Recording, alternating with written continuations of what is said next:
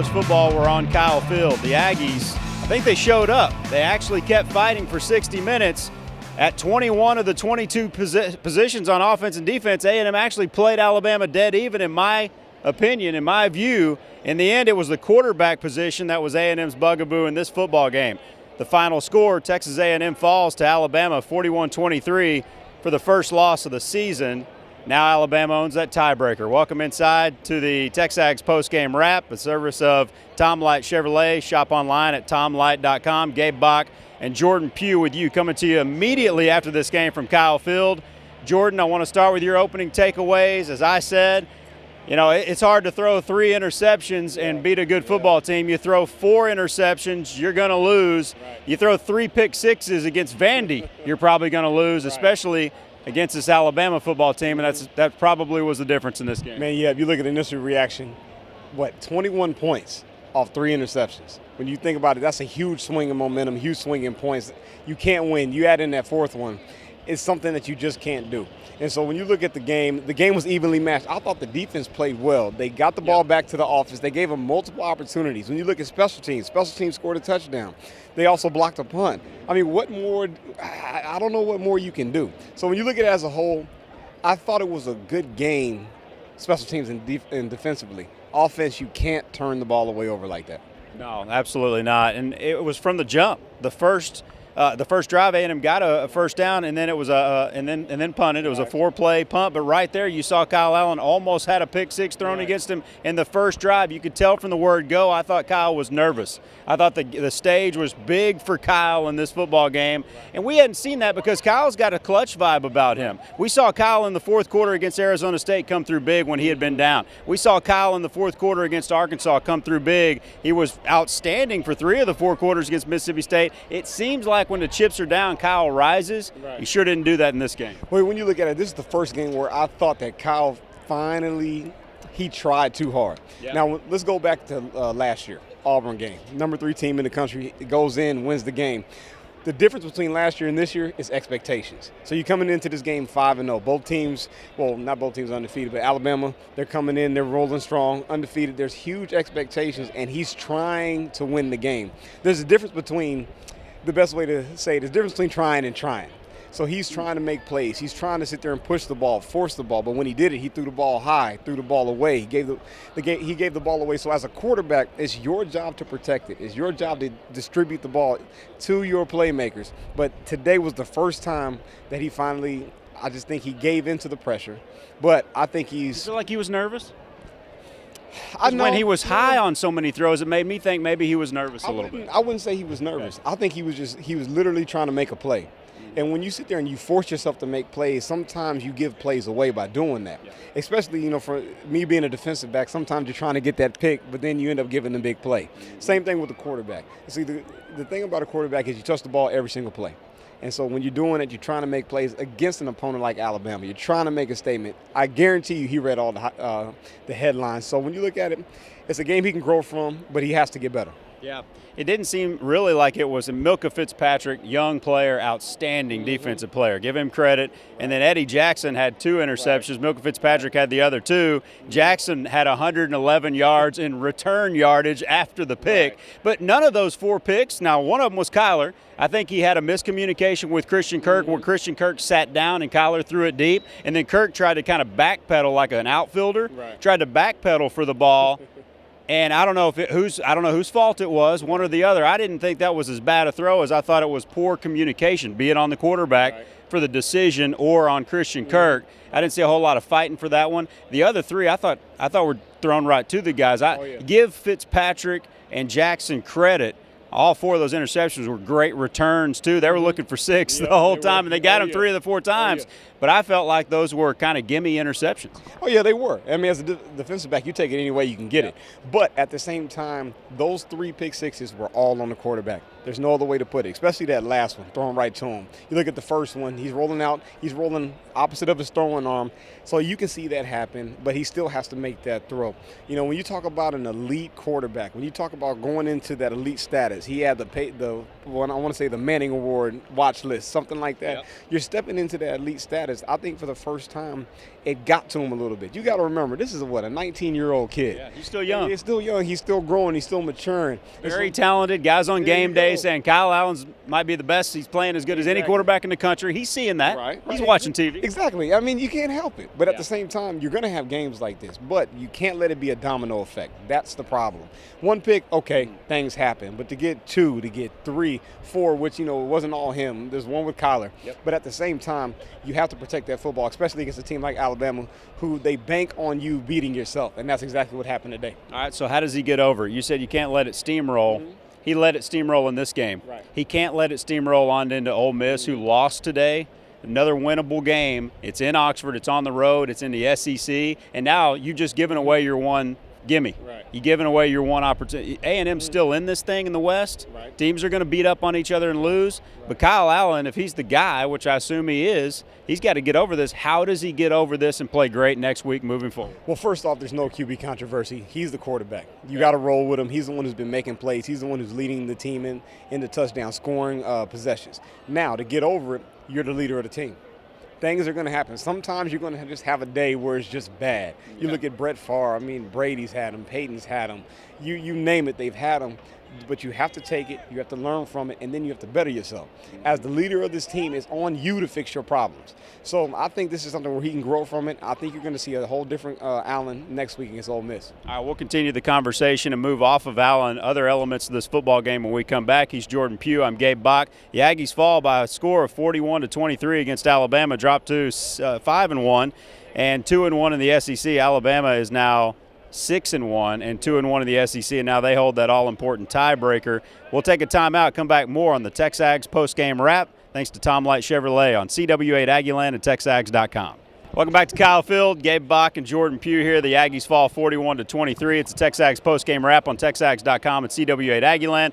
Thanks to Tom Light Chevrolet. Let's get into that turning point. We call it the Tom Light drive of the game. It's that moment in the football game where things turn, and I thought there were 3 or 4 of them. Yeah. Be interested to see, because there was a first chapter turning point and a second, kind of a third in there. What was your turning point, your Tom Light drive of the game? I give you 2 of them, and they're both off special teams. All right, so Kirk returns the punt for a touchdown. That's huge. But I think the biggest thing that people don't see is that 3-and-out stop that we had on defense going right after that possession. That was huge. Momentum was back on our side. It was a swing. We didn't get any points out of that possession, but it was something that was crucial. But then at the same time, when you look at the block punt that we had, that Myles Garrett had, that was the turning point in the game, the ultimate turning point.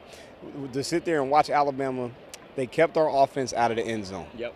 That was crucial. If we would have scored any type of points in that situation, I think we're talking about a different turnout. I don't know if we win, but I think the turnout is different. So you look about those 2 drives; those are crucial drives. The first half, that was big because it kept the game from going out of reach into the second half.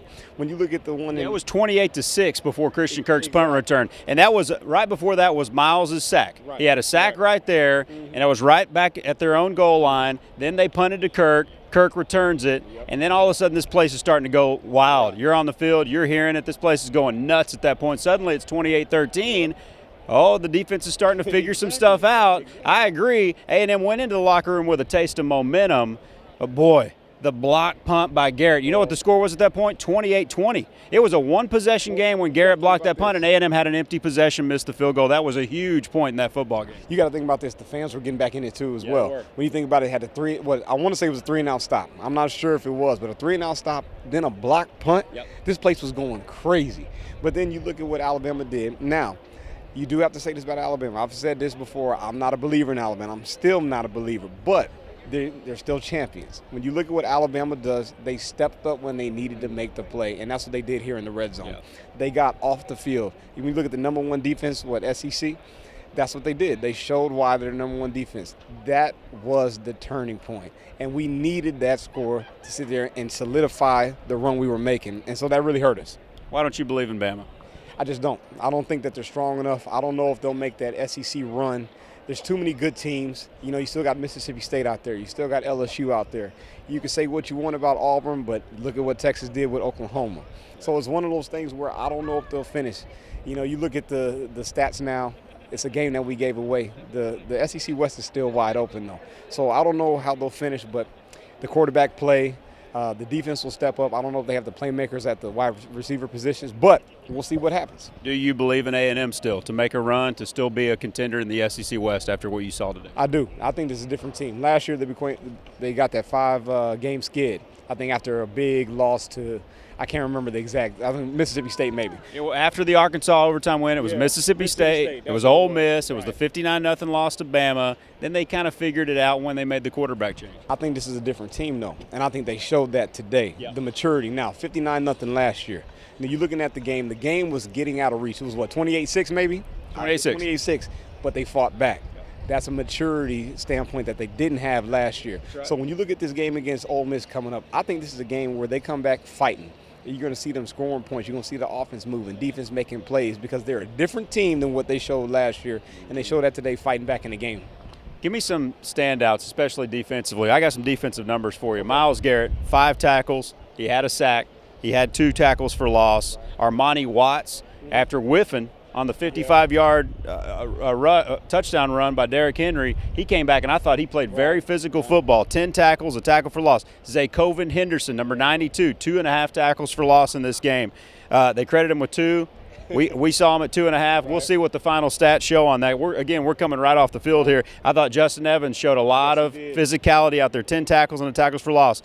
First time we've seen your guy, number 7, Richard Moore. First time he played in his entire collegiate career. And number 7, Richard Moore, comes out shot out of a cannon against Alabama with the whole world watching. And he comes out there and has 2 tackles. And then Mac did Mac things. He blew up a play where he tackled 2 guys in the backfield and had 2 tackles for loss. That's why this wasn't 59-0. That's why this looked like it could have been that. That team continued to fight out here. And that's why if you're an Aggie fan and you're listening, you shouldn't feel like you felt last year. Yeah, A&M lost another big-time game and a great opportunity with all the recruits in town and everything. They should. You win a game like this, you get guys like that can change your program. But it shouldn't feel like it felt last year, because this team has a lot of toughness about it. I am so glad that you said Richard Moore. You know, it's one of those things where I was excited about him in the spring. He's a guy, when you looked at his high school tape, made plays. His first play out, I think he makes a big play on that bubble screen. You know, he stood out. Justin Evans was just out there smacking people. Loved it. You know, Armani Watts, he fought back after that whiff tackle. He fought back, made big physical plays. The guy that I like the most, well, I'll give you 2. Henderson and Mac. Those guys made plays. Yeah, they did. Mac's anticipation off the line, I don't know what he's doing. I don't know what film he's watching. I don't know how he's reading that snap count, but he is – the thing about a D tackle, you don't always have to make a tackle or make a sack to make an impact. The way he's coming off that line, and it's so quick, it's so fast, he's sitting there, he's forcing the ball to bounce out. That's what you want. So I say Mac, I say Evans, I say Watts. Those are the biggest standouts, and of course my man Moore. You know I'm a Richard Moore fan. Absolutely. Yep. You know, offensively, A&M could not run the football. We knew they weren't going to be able to really run the football. When you count sacks and you throw it in there, A&M had 32 net rushing yards in this game. And we knew that it was going to be on the offensive line to protect Kyle Allen and the quarterback making plays. Right. And he just made way too many mistakes. A&M did not run the football, but I'll tell you 2 guys that did stand out to me. I sure would have liked to see number 11 get more targets and get involved. He didn't. But Christian Kirk had a nice game, 7 catches and 90 yards. And this game was about Ricky Seals-Jones. If you want to look at a redeeming factor offensively, Ricky's out there playing his tail off and showing toughness. Everybody's been begging for number 9 to be tough. Ricky Seals is a tough football player now. I think we can say that as a statement, as a fact. Ricky Seals-Jones is playing tough football. He goes out there 6 catches, 107 yards and a touchdown, comes back from an injury and doesn't go out of bounds with the game over. I thought the best play he made was staying in bounds when the game was over on that last possession, continuing to fight for whatever he could get. Right. Finally, Seals shows what he can do. That's the biggest thing. You've been waiting on him to just jump off, and he's been doing that the past 2 weeks until he got ejected, well, not last week, but against Mississippi State. Now, as an offense, here's the thing. I thought our receivers played well. I thought they did. The turnovers killed us. But we are so conservative on offense. I don't know what's going on with the hurry up. I don't know why we're not using it. When we did use it, Alabama's D-line They were tired. We were wearing them down. Why are we not using that? That's the first thing. The second thing is, why are we not opening up the playbook? We have all these threats. You got Josh Reynolds out there. How many times did he get targeted? Maybe once or twice? He had 2 catches. I think got targeted 3, maybe 4. Exactly. You know, you look at Seals showed up. Of course, Kirk did his thing. You have Speedy out here had a couple catches. You know, Damian Radley had a couple catches. But why are we not spreading the field? If I'm a defensive back and I'm playing Texas A&M, the first thing, or if I'm a coach, I'm telling my DBs, we sit on everything until they prove to us that they can go downfield with the ball. You haven't seen that all year. And utilize the middle of the field, too. Exactly. Not just vertical, not just deep, but the middle as well. It's important. Exactly. Now, here's one problem I think we have the offense. We rely on Christian Kirk too much. We have so many weapons. We try and get him the ball, but we have so many weapons other than Kirk. You got Reynolds, Seals, Speedy, Damian. I mean, you got to use those guys. Yeah. So I think it's one of those things where Spavital is really going to have to sit down. Him and someone, they're going to have to open up the offense because we're too predictable, we're too conservative, and teams are literally sitting on the plays that we're running. So that's something we're going to have to change. I think A&M relies on Carson a little bit too much. I know he doesn't have a backup, but to go short side option to the field against Bama, they're begging for you to run that play. That's that Dennis Franchione offense, that option into the. This isn't the Franchione offense. This is the Kingsbury offense, but it's not acting like that right now. Exactly, and here's the thing. I love Trey, but Trey is not a shotgun running back. He's an I-back, under-center quarterback, downhill guy. He's a perfect complement to a lightning, to a change of pace back. Yeah. You know, somebody like a Trey Williams, something like that. Even a Brandon Williams if you put him back over there. So when you look at it, we have to find another supplement to Trey Carson. We just have to, because the offense, we're relying too much on him. We're trying to run the option game. He's not an option running back. Right. You know, we're trying to sit there and run counters, trying to run outside runs. He's not that guy. And so, you know, it's no disrespect to him, but we have to find a complement, and I think that will make our offense explode. Yeah, I think an underlying principle, this whole thing, underlying key and a big factor is James White has been hurt, and maybe he could become and emerge as that other guy. You had to use Kwame Etway a lot. We'll take a timeout. We'll come back and wrap it up. A look ahead to Ole Miss next week with Jordan Pugh. I'm Gabe Bach. Again, the Aggies fall 41-23, first loss of the season. We're on Kyle Field. It's the Texags postgame wrap on CW8 Aggieland and Texags.com. Thanks to Tom Light Chevrolet. Final segment of the Texags postgame wrap here. The Aggies fall to Alabama, first loss of the season. Final score 41-23. Gabe Bach and Jordan Pugh. It's our Texags postgame wrap on Texags.com, CW8 Aggieland, and it's presented by Tom Light Chevrolet. Shop online at TomLight.com. The Aggies going to drive out of here, and their Tom Light Chevrolet. As a player, take us through that player element. What do you do? How important is tomorrow? Putting this thing to bed during tape session, and then moving forward from this, making sure this is a one-game situation and not a 2. As a player, you got to get over it. As a player, you know that you're still in the West. You still have control of your own destiny in the West. I think this West is so wide open. There's not one dominant team right now. And so as a player, I think it's something where you got to grow. You have to find a way to finish. You know, you want to be the best team, and right now Alabama is still put on that pedestal as the best. So in order to beat the best, you have to be the best. You got to beat the best. And so we're right there on that verge, right there. I think we gave this game away. It was a very winnable game. Alabama did nothing to win this game but have the turnovers. So as a whole, you take it, you learn from it, move on, and you got to let it go and focus on Ole Miss. We hadn't talked about the Derrick Henry element too much. He went off in the first half. He had about 150 yards rushing in the first quarter. Right. Pace of 600 yards in the first quarter. Right. He had 170 yards rushing in the first half. He finished with 236, had a big run late. He was at about 208 until the final minute. A&M made the adjustments, I thought. Now, when Kelly, the center, went out, A&M was able to blow up the center with Mack and Henderson. That was a big part. He went out with a concussion. But A&M made some adjustments on Henry, but he was a huge factor because Ridley did nothing. The quarterback Coker did nothing. The story offensively for Bama, and defensively A&M struggles on a team that had 15 tackles for loss today, A&M. The struggles were first half Derrick Henry was running wild. That's our kryptonite. It's been like that for the past 2 seasons is the running game. I don't know what it is about us in the running game, especially between the A and B gaps, why we cannot stop that run. But we have got this at a point we just have to man up. You can scheme, you can do all the schematics that you want, but you have to man up, you have to own your gap, and you have to make tackles.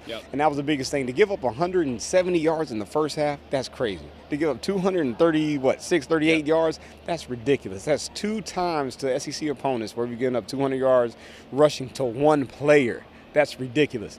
And so, you know, as a whole, you got to grow. You have to just make plays. You have to step up, and you have to own your gap. Finally, special teams. Bertolette went 3 for 5. Yep. He had a couple of 50-yarders. He had some clunkers. Right. He's going to have some clunkers. But now he's become a reliable force, or at least a guy you can put out there. You can't blame a guy when he misses a 50-something yarder. He did miss a short one, but he was out there 5 times. He made 3 of them. I'll tell you what, Bertolette, he impressed me today. Now, a lot of times you're putting him in so many positions where he has to kick those 50-yarders, where you're putting him – that's hard on any kicker. So, to sit there and say that, to hit that 54-yarder, that was huge. But to sit there and keep going over and over again, that's hard. Now, special teams. We won the special teams battle today.